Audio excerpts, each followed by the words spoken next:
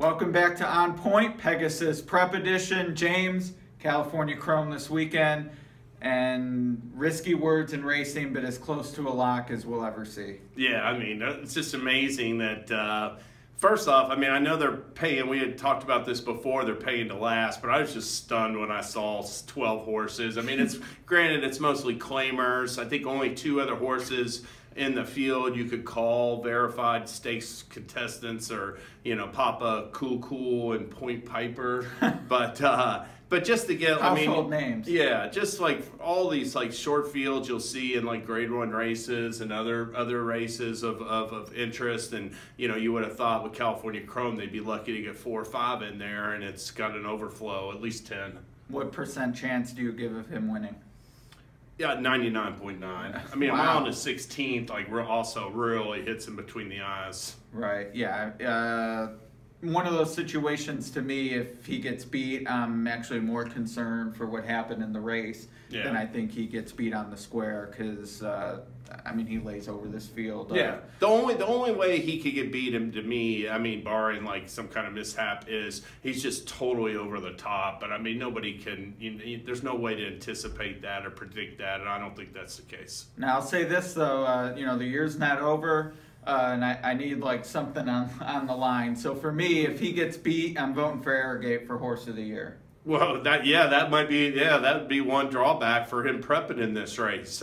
It's another element is there's at least a chance of rain out there. I think on Friday, and if it's a wet track, will he run on a wet track? Right. And I think that'd be interesting if there was a wet track, because that could potentially put him like towards the San Pasqual, which is going to be Arrogate's prep. Yeah. So. And I would say, I mean, I would want a prep going into, not that the horses lining up for the Pegasus they're those two's level, but they're better than the horses he'll face at Los Alamitos. So tough task to go into there, mile and an 1/8 especially. And speaking of that, Gulfstream, the other one with a vested interest in this race, if he gets beat, it's very difficult to see that he would ever race again. It would be a huge crusher. Yeah, he'd be off the stud. They'd have nothing left. They definitely don't want to show up if he's not 100%. Right. And he could win that race at 50%. So. Right. Yep, I agree. To me, I tweeted that I would bet him to win at 2-5, but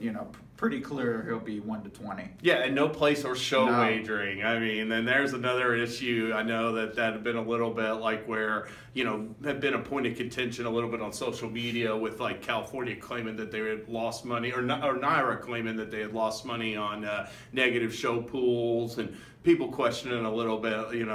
I think you had brought up the point, like, will they make money when when a heavy favorite runs out? So it only has to happen 10% of the time to come out well ahead. Yeah, and so I mean, 1-9 guaranteed, and I would think, and no place or show wagering as well. So I mean, it'll be interesting to see how much handle they do on it. I understand the no show wagering, because basically you're eliminating the place pool then, because why bet to place when you can get the same for show? But to me, having the place wagering maybe gives incentive to the win pool, and he's 1-5. Not saying I would bet him at 1-5, and he'd still probably be 1-10. But now you're just dumping all that money in the win pool, and I don't get it. I would offer place wagering, but I don't run racetracks. I bet on the horses, and I don't make money doing that either. So we'll see what happens this weekend. But I'm excited. It's great to see the top 2 from the Classic back.